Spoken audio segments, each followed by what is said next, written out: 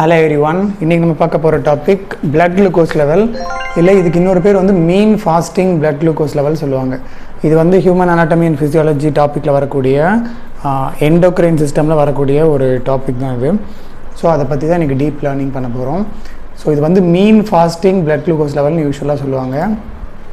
So இந்த topic வந்து mean fasting blood glucose level. So mean fasting blood glucose level அப்படிங்கிறது என்னென்னா, it is the average of blood glucose during fasting. அதாவது ஃபாஸ்டிங்கில் இருக்கும்போது நம்ம blood glucose எந்த லெவலில் இருக்குது அதுக்கு பேர் தான் மீன் ஃபாஸ்டிங் blood glucose லெவல். ஏன்னா சாப்பிட்டு முடித்ததும் இல்லை ஒரு மீல் சாப்பிட்டோம் அப்படின்னா blood glucose லெவல் மாறும். It depends on how much food you had taken. So அதை வந்து மெஷர் பண்ணுறது கொஞ்சம் கஷ்டம். அதனால் ஃபாஸ்டிங்கில் blood glucose லெவல் வந்து ஒரு ஆவரேஜை மெயின்டைன் பண்ணும். அண்ட் அதோட நார்மல் வேல்யூ பார்த்திங்கன்னா இங்கே கொடுத்துருப்பாங்க. அண்ட் அது வந்து எதில் கொடுத்துருப்பாங்கன்னா either millimole per litre or milligram per டெசிலிட்டரில் கொடுத்துருப்பாங்க.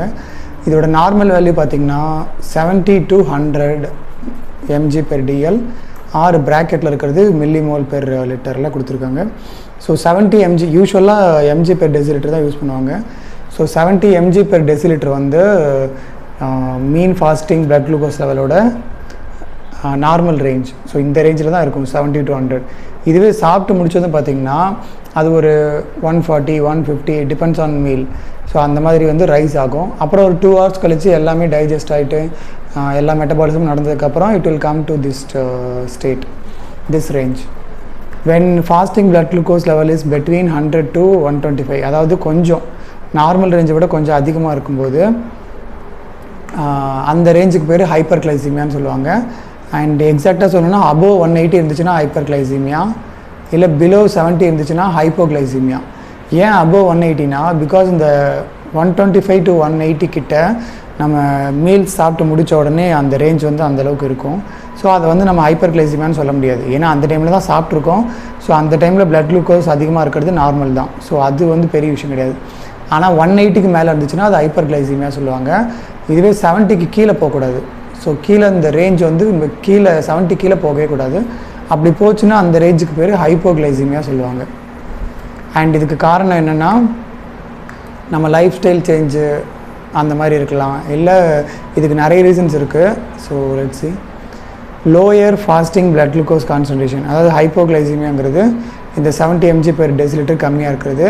And it May experience the patient May R the people may experience dizziness, sweating, palpitation, blood division. டிசீனஸ்னால் கொஞ்சம் மயக்கம் வர மாதிரி ஒரு ஃபீல் இருக்கும்.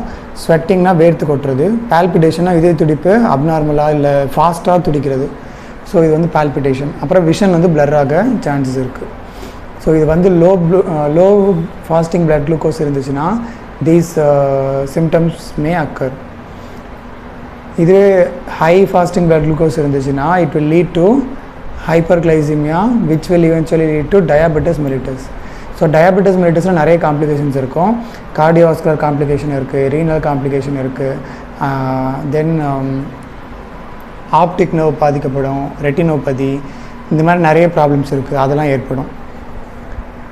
ஸோ இந்த மாதிரி 2 பிரச்சனை ஏற்படக்கூடாது, அதாவது இந்த பிரச்சனை ஏற்படக்கூடாது, இந்த பிரச்சனை ஏற்படக்கூடாது அப்படிங்கிறதுக்காக நம்ம பாடியிலேயே hormonal regulation of blood glucose level, அதாவது blood glucose லெவலில் ஒரு சில ஹார்மோன்ஸ் வந்து ரெகுலேட் பண்ணும். அது என்னென்னு பார்த்திங்கன்னா இங்கே ஷார்ட்டாக இருக்கும். பேன்க்ரியாஸ்னு ரிலீஸ் ஆகிற குளூக்ககான், அப்புறம் இன்சுலினும் இருக்கும். தென் லிவரில், அப்புறம் blood glucoseல இங்கேருந்து ப்ரொடியூஸ் ஆகிற ஒரு சில substances or enzyme or proteins will act on blood glucose and maintains its regulation. So இங்கே பார்த்திங்கன்னா glucagon increases the blood sugar level. So குளூக்ககான்ங்கிறது ஆல்ஃபா செல்ஸ்னால் ப்ரொடியூஸ் ஆகிற ஒரு ஹார்மோன். அதாவது பேன்க்ரியாஸில் ஆல்ஃபா செல், பீட்டா செல், இது ரெண்டுத்துலேருந்து ப்ரொடியூஸ் ஆகிற ஹார்மோன் தான் குளூக்ககானும் இன்சுலினும். ஆல்ஃபா செல்ஸ்லேருந்து ப்ரொடியூஸ் ஆகிற குளூக்ககான் blood sugar லெவலை ரைஸ் பண்ணுது. ஸோ ஒரு செல்லு ரைஸ் பண்ணுது, ஒரு ஹார்மோன் ரைஸ் பண்ணுது, இன்னொரு ஹார்மோன் டிக்ரீஸ் பண்ணுது. அந்த டிக்ரீஸ் பண்ணுற ஹார்மோன் வந்து இன்சுலின். இதனால தான் டயபெட்டிஸ் மெலிட்டஸ் இருக்க பேஷண்ட்ஸ் இன்சுலின் எடுத்துப்பாங்க. ஏன்னா இன்சுலின் டிக்ரீசஸ் த blood glucose லெவல். ரெண்டுமே ஒரே இடத்துல தான் ப்ரொடியூஸ் ஆகும், ஆனால் டிஃப்ரெண்ட் செல்லுனால் ப்ரொடியூஸ் ஆகும். அண்ட் ரெண்டுத்துக்குமே டிஃப்ரெண்ட் ஆக்ஷன்ஸ் இருக்குது. And they are referred to as pancreatic endocrine hormones. They are secreted in response to blood sugar level but in opposite fashion. அப்படின்னா blood glucose அதிகமாக இருக்கும்போது இன்சுலின் ரிலீஸ் ஆகும், blood glucose கம்மியாக இருக்கும்போது glucagon release ஆகும். So that ரெண்டோட வேலை பண்ணுறது மூலிமா blood glucose லெவலில் மெயின்டைன் பண்ணுறதுக்கு ஹெல்ப் பண்ணும். Next, role of insulin. Insulin என்ன பண்ணும், எப்படி எக்ஸாக்டாக பண்ணும் அப்படின்னா, insulin has an effect on number of cells including muscle, RBC, fat cells. இந்த இடத்துலலாம் பார்த்திங்கன்னா குளுக்கோஸ் வந்து ஸ்டோர் ஆகிறதுக்கான சான்சஸ் இருக்குது. ஸோ அங்கெல்லாம் அது வந்து ஒர்க் பண்ணும், மெயினாக மசில்லையும் ஃபேட் செல்ஸ்லேயும். ஸோ இது எப்படி ஒர்க் பண்ணுன்னா, insulin binds to insulin receptor. So insulin வந்து இன்சுலின் ரிசெப்டாரோட பைண்ட் ஆகி glucose channel opens and the cells start absorbing glucose out of the blood. அதாவது இப்போ குளுக்கோஸை வந்து வெளியே பிளட்லேருந்து எப்படி வெளியே எடுத்துகிட்டு வரோம்னா குளுக்கோஸ் சேனலை வந்து ஓப்பன் பண்ணும். ஸோ குளுக்கோஸ் சேனல்ங்கிறது இப்போ எக்ஸாம்பிளுக்கு இந்த செல் இருக்குது, இங்கே குளுக்கோஸ் சேனல் இருக்குது, இது வந்து க்ளோஸ் ஆகிருக்கு யூஸ்வலாக. ஸோ இந்த இன்சுலின் வந்து இன்சுலின் ரிசெப்டாரோட பைண்ட் ஆனதுக்கப்புறமா இன்சுலின் இங்கே இருக்குது, இன்சுலின் ரிசெப்டாரோட பைண்ட் ஆனதுக்கப்புறமா இந்த க்ளோஸாக இருக்கிற குளுக்கோஸ் சேனல் ஓப்பன் ஆகிடும். ஓப்பன் ஆச்சுன்னா என்ன ஆகுன்னா, அந்த குளுக்கோஸ் உள்ளே இருக்கிற குளுக்கோஸ் வந்து உள்ளேருந்து வெளியே வர ஆரம்பிச்சிடும். அதாவது பிளட் செல்ஸ்லேருந்து அந்த செல்லுக்குள்ளார போக ஆரம்பிச்சிடும். ஸோ இதுதான் வந்து இப்படி தான் இன்சுலின் வந்து குளுக்கோஸை வந்து பிளட்லேருந்து வெளியே எடுத்துகிட்டு வரதுக்கு ஹெல்ப் பண்ணுது. நெக்ஸ்ட்டு, ஸோ இதே மாதிரி இன்கேஸ் பிளட் குளுக்கோஸ் ரொம்ப கம்மியாச்சுன்னா இன்சுலின் செக்ரீஷன் வந்து கம்மியாயிடும். ஏன்னா இன்சுலின் இருந்தால் இன்னும் குளுக்கோஸ் லெவல் கம்மியாகும், அதனால் இன்சுலின் செக்ரீஷனை கம்மி பண்ணிடும். அப்புறம் ரோல் ஆஃப் குளுக்கோகான். இன்சுலின் மாதிரியே குளுக்கோகானும் வந்து பிளட் குளுக்கோஸ் லெவலில் ரெண்டு ஆப்போசிட் இன்சுலினுக்கு அகைன்ஸ்டான ஆக்ஷனை எப்படி ப்ரொடியூஸ் பண்ணுதுன்னு பார்த்தோம்னா, there are two ways to increase the blood glucose. First வேலை, glucagon makes the liver release the glucose it has stored. அதாவது லிவரில் குளுக்கோஸ் வந்து நிறைய ஸ்டோர் ஆகிருக்கும். ரொம்ப மெயினான ஆர்கன் வந்து லிவர் தான் ஃபார் குளுக்கோஸ் ஸ்டோரேஜ். ஸோ லிவர்லேருந்து நிறைய குளுக்கோஸ் இருக்கும், அது எல்லாத்தையும் ரிலீஸ் பண்ணுறதுக்கு ஹெல்ப் பண்ணும் இந்த குளுக்கோகான். இதனால் பிளட் குளுக்கோஸ் ரைஸ் ஆகும். இன்னொரு reason, glucagon also induces the liver to make glucose out of building blocks obtained from nutrients in the body. அதாவது இதுக்கு பேர் வந்து என்ன சொல்லுவாங்கன்னா, குளுக்கோகான் வந்து லிவர் அண்ட் மசிலில் என்ன பண்ணும் அப்படின்னா, குளுக்கோஸை வந்து மேக் பண்ணுறதுக்கு ஹெல்ப் பண்ணும். அதாவது குளுக்கோஸ் வந்து புதுசாக ஃபார்ம் ஆகிறதுக்கு ஹெல்ப் பண்ணும். இங்கே இருக்கிறது ஆல்ரெடி உருவான குளுக்கோஸ், இங்கே இருக்கிறது நியூ குளுக்கோஸ். ஸோ இது ரெண்டுத்துக்கும் ஹெல்ப் பண்ணுறதுனால glucagon acts to increase the blood glucose level. So இந்த ரெண்டு சப்ஸ்டன்ஸ், இந்த பேன்க்ரியாட்டிக் ஹார்மோன்ஸ் இல்லாமல் ஒரு சில அதர் ஹார்மோன்ஸ் இருக்குது. Role of growth hormone. Growth hormone increases blood sugar level. So growth hormone என்ன பண்ணும், எல்லா ஆர்கன் டிஷ்யூக்கும் எனர்ஜி ப்ரொவைட் பண்ணுறதுக்காக பிளட் குளுக்கோஸை வந்து இன்க்ரீஸ் பண்ணி விட்டுரும். இதுக்கு 3 பேத் இருக்குது, 3 வேஸ் இருக்குது. there are 3 ways. It reduces the peripheral utilization of glucose for energy production. So வெளியே இருக்கிற செல்ஸ் வந்து குளுக்கோஸை யூஸ் பண்ணுறதை கம்மி பண்ணும். அதனால் பிளட்டில் அவைலபிளாக இருக்கிற குளுக்கோஸ் வந்து அப்படியே இருக்கும். அண்ட் ஸோ இது ஒன்று.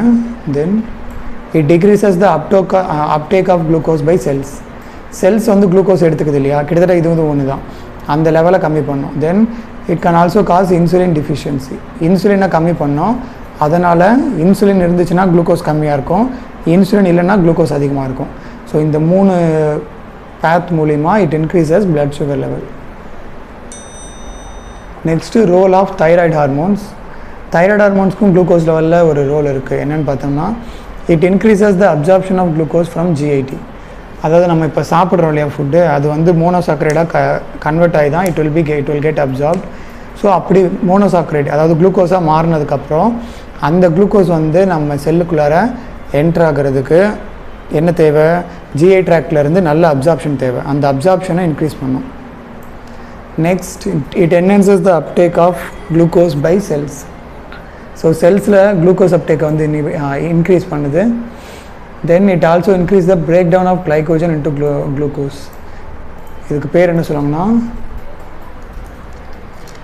glycogenolysis, because glycogen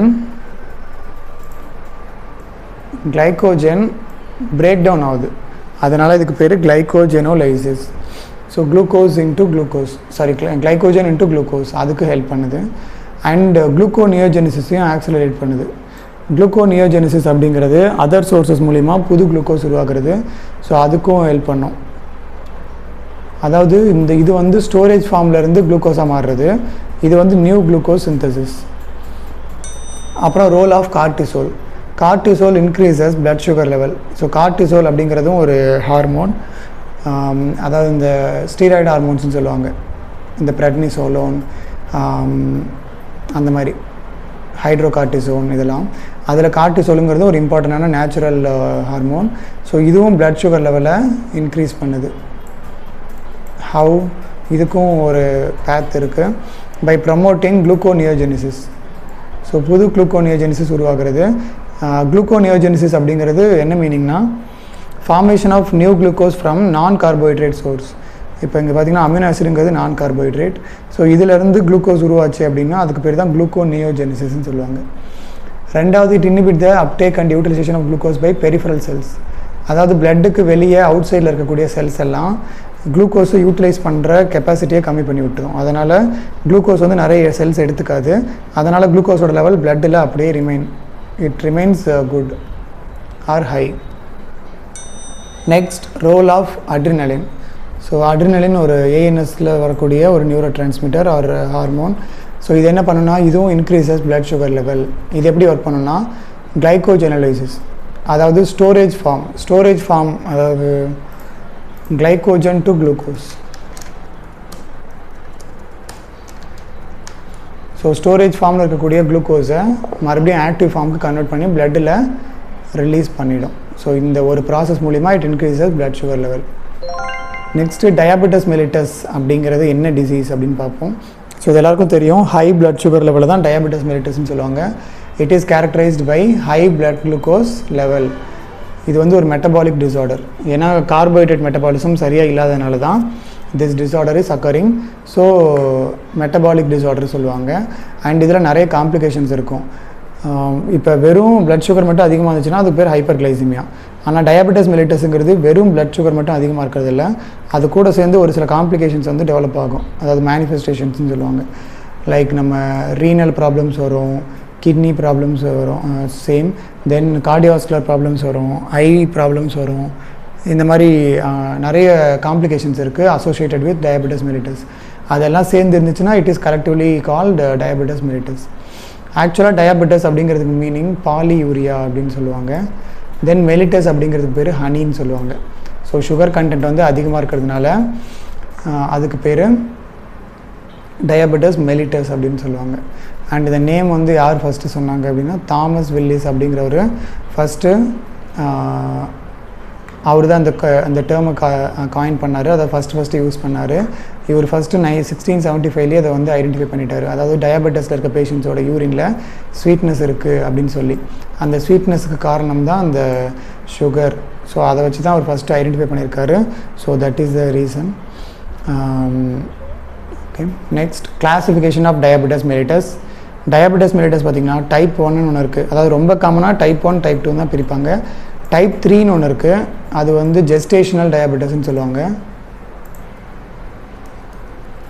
type 3, so இது பேர் ஜெஸ்டேஷனல் டயாபெட்டிஸ்ன்னு சொல்லுவாங்க. பட் ரொம்ப காமன் வந்து டைப் 1 டைப் 2 தான். இந்த டைப் 1 அப்படிங்கிறது இன்சுலின் டிபெண்டன்ட் டயாபெட்டிஸ் மெலிட்டஸ்ன்னு சொல்லுவாங்க. இதில் இன்சுலின் மட்டும்தான் ஒர்க் ஆகும், வேறு எந்த ட்ரக்ஸ் கொடுத்தாலும் யூஸ்ஃபுல்லாக இருக்காது.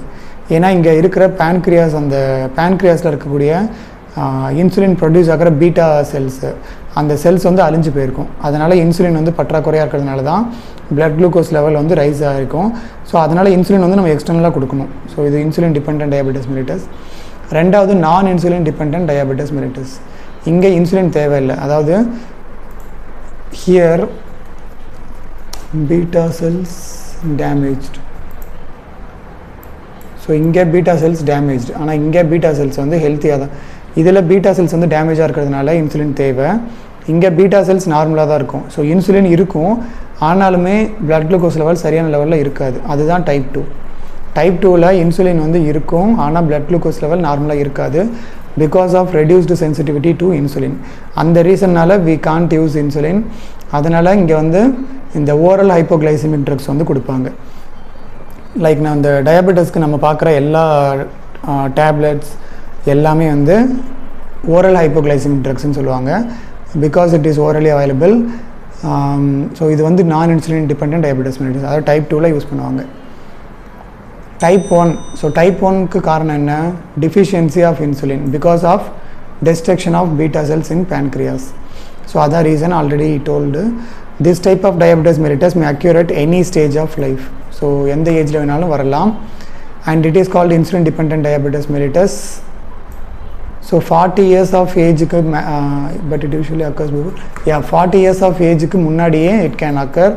And இந்த மாதிரி இருந்துச்சுன்னா they need insulin injection.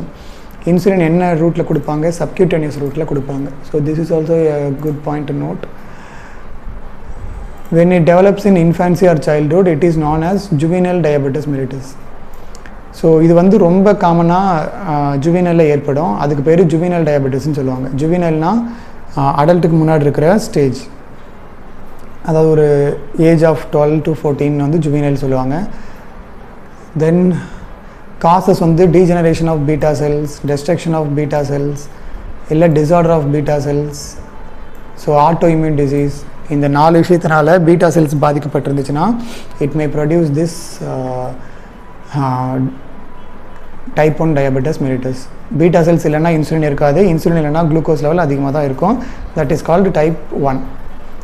Other form of insulin dependent diabetes mellitus, latent auto immune diabetes in adults அப்படின்னு ஒன்று இருக்குது. இது வந்து it occurs in later life after 35 years. So முன்னாடி பார்த்தது yearly onset R juvenile diabetes. இது வந்து லேட்டன்ட் ஆட்டோ இம்யூன் டயபெட்டிஸ் இன் அடல்ட்ஸ்ன்னு சொல்லுவாங்க. அது இது மட்டும் லேட்டன்ட்னு இல்லாமல் மெச்சூரிட்டி ஆன்செட் டயபெட்டிஸ் mellitusன்னு சொல்லுவாங்க. இது கொஞ்சம் ரேர் தான். It occurs before 25 years. Then type 2, இதுதான் ரொம்ப ரொம்ப காமன். டைப் 2 டயபெட்டிஸ் mellitus வந்து இன்சுலின் ரெசிஸ்டன்ஸ்னால ஏற்படும். அதாவது இன்சுலின் இருக்கும், இன்சுலின் இருந்தாலுமே அது பிளட் குளுக்கோஸை ஒழுங்காக ஸ்டோர் பண்ணாது. ஸோ இன்சுலின் வந்து ஒழுங்காக ஒர்க் பண்ணலை, இல்லை நம்ம பாடி ஒழுங்காக இன்சுலினுக்கு ரியாக்ட் பண்ணலை அப்படின்னா ஏற்படுறது தான் type 2 diabetes mellitus. So it is the failure of insulin receptors to give response to insulin. So other reason. So the body is unable to use insulin. So இங்கே இன்சுலின் வந்து இருக்கிற இன்சுலினே யூஸ் ஆகலை. So extra கொடுத்து எதுவும் changes வர போகிறது கிடையாது. And இதுக்கு ரீசன் வந்து இது கூட associated with obesity. So obesity அதுக்கு ஒரு ரீசனாக இருக்கலாம். And it may be or may not be associated with ketosis. And 90% of patients வந்து டைப் 2னால தான் பாதிக்கப்பட்டிருப்பாங்க. அண்ட் இதுதான் ரொம்ப ரொம்ப காமனான டயபெட்டிஸ். இது யூஸ்வலாக வந்து அக்கர்ஸ் ஆஃப்டர் 40 years. ஒரு 40 ஏஜுக்கு அப்புறம் தான் வரும். ஆஸ் டே பாசஸ், ஒருத்தவங்களோட லைஃப் ஸ்டைல் இல்லை ஃபுட் ஹேபிட்ஸ், அந்த ஒரு ரீசன்னால காலப்போக்கில் ஏற்படுற ஒரு கண்டிஷன் தான் type 2 diabetes mellitus disorder. So இதுக்கு நம்ம ஓரல் ஹைப்போகிளைசிமிக் ட்ரக்ஸ் தான் கொடுக்கணும். Then only some form of type 2 diabetes require insulin. Type 2 diabetes எல்லாத்துக்கும் இன்சுலின் யூஸ் பண்ண முடியாது, ஏதோ ஒரு சில ஃபார்ம்ஸ்க்கு மட்டும் we can use. அதனால் இதுக்கு பேர் நான் இன்சுலின் டிபெண்டன்ட் டயபெட்டிஸ் mellitusன்னு சொல்லுவாங்க. ஷார்ட்டாக NIDDM, முன்னாடி பார்த்தது IDDM. காசஸ் என்னென்னு பார்த்தீங்கன்னா, இன்சுலின் ரெசிஸ்டன்ஸ்க்கான காசு என்ன அப்படின்னா ஜெனட்டிக் டிஸார்டராக இருக்கலாம். இன்கேஸ் உங்கள் பேரண்ட் இல்லை கிராண்ட் பேரண்ட் அந்த மாதிரி இருந்துச்சுன்னா உங்களுக்கு வரதுக்கான சான்சஸ் இருக்குது.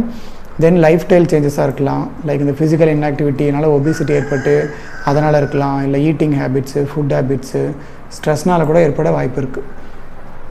Other forms of type 2 diabetes mellitus வந்து ஜெஸ்டேஷனல் டயபெட்டிஸ்ன்னு சொல்லுவாங்க. இது ஆக்சுவலாக டைப் 3ன்னு சொல்லுவாங்க. அண்ட் ப்ரீ டயபெட்டிஸ்ன்னு ஒன்று சொல்லுவாங்க.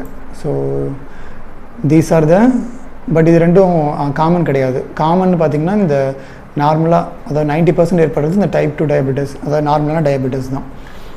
So this is all about blood glucose level. அதாவது blood glucose level நம்ம பாடியில் இப்படி தான் இருக்கும், இந்த ரேஞ்சில் தான் இருக்கும். இதை தாண்டி அதிகமாச்சுன்னா அது ஹைப்பர்கிளைசிமியா, கம்மியாச்சுன்னா ஹைப்போகிளைசிமியா. அண்ட் அந்த அதிகமாகி அது கூட காம்ப்ளிகேஷன்ஸும் டெவலப் ஆக ஆரம்பிச்சிச்சுன்னா that means that you have a disorder. அந்த டிஸார்டருக்கு பேர் தான் டயாபெட்டிஸ் மெலிட்டஸ். ஸோ அந்த டிஸார்டருக்கு டூ டைப்ஸ் இருக்குது. இன்சுலின் வந்து சுத்தமாகவே இல்லை அப்படின்னா we should call it type 1. Insulin இருந்தும் ஒர்க் ஆகலைன்னா it is called type 2. So அந்த டைப் 2வில் தான் நம்ம ஓரலாக எடுத்துக்கக்கூடிய ட்ரக்ஸ் எல்லாம் டைப் 2க்கு ஒர்க் ஆகும். டைப் 1ல் ஓரல் ட்ரக்ஸ் ஒர்க் ஆகாது. we have to give insulin injection.